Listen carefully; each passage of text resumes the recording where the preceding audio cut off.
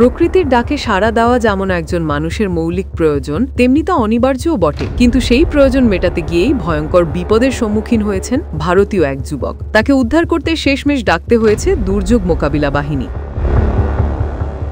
রাতের অন্ধকারে প্রকৃতির ডাকে সাড়া দিতে নদীর ধারে গিয়েছিলেন ওই যুবক। আর তখন হঠাৎ করেই নদীর পানির স্তর বেড়ে গেলে প্রাণ বাঁচাতে বৈদ্যুতিক খুঁটিতেই চড়ে বসেন তিনি। এরপর সারা রাত অপেক্ষা করতে থাকেন। পরদিন যুবককে উদ্ধার করে জাতীয় দুর্যোগ মোকাবিলা বাহিনী।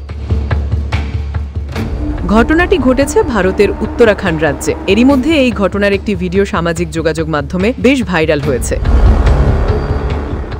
ভিডিওতে দেখা যায় হাফ প্যান্ট এবং গেঞ্জি পরে বিদ্যুতের খুঁটিতে চড়ে আছেন এক যুবক। খুঁটির নিচ দিয়ে প্রবল গতিতে বয়ে চলছে পানির স্রোত। রীতিমতো ফুঁসছে নদীটি। খুঁটি থেকে পড়লেই নিমেষে ভেসে যাবেন যুবক। এজন্য প্রাণ বাঁচানোর চেষ্টায় বৈদ্যুতিক খুঁটি শক্ত করে ধরে রাখেন তিনি। এরপর নিরাপদ দূরে দাঁড়িয়ে তাকে উদ্ধারের চেষ্টা করে ভারতের জাতীয় দুর্যোগ মোকাবিলা বাহিনী। ড্রোনের সাহায্যে যুবকের কাছে দড়ি পৌঁছে দেয় তারা। এরপর সেই দড়ি ধরে ওপরে উঠে আসতে সক্ষম হন ওই যুবক।